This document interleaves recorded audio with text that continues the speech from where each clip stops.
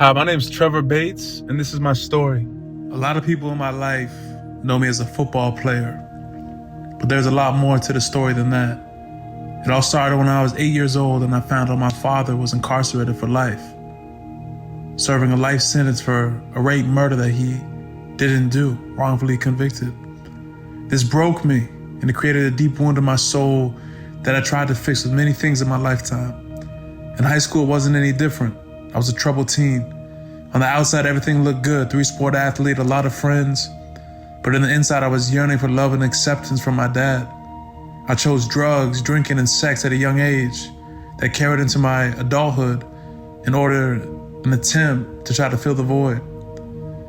I stole a lot, and I got so depressed my sophomore year that I even tried to commit suicide. It hasn't been easy, but God gave me a way out in that time. He gave me the opportunity to play football at the University of Maine, where I ended up earning a full scholarship and eventually got drafted to the NFL. The only reason that this was possible was because my freshman year, God gave me a choice to make. I could continue down the path I was on, of trouble, drinking, that would eventually lead to me losing my scholarship through poor choices, or I could choose to follow Him. And so I did, and ever since that first Bible study I attended my freshman year, life hasn't been the same. But it still hasn't been easy. 3 years and a Super Bowl later in the NFL, and I found myself surrounded with the most amount of pain and suffering I'd ever faced.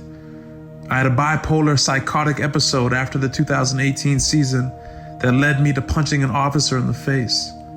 Surrounded by 6 officers in New York City, I heard a voice tell me to hit one of the officers, which led to me getting brutally beaten, punched, stomped, and kicked until you couldn't make my face out.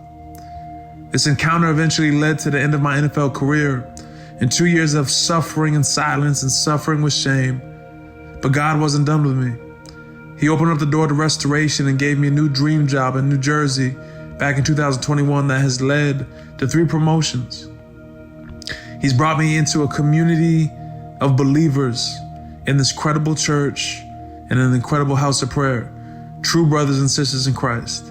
And most importantly, He led me to my amazing, loving, beautiful future wife, Shahines. God has caused all things to work together for my good, and He still isn't done yet.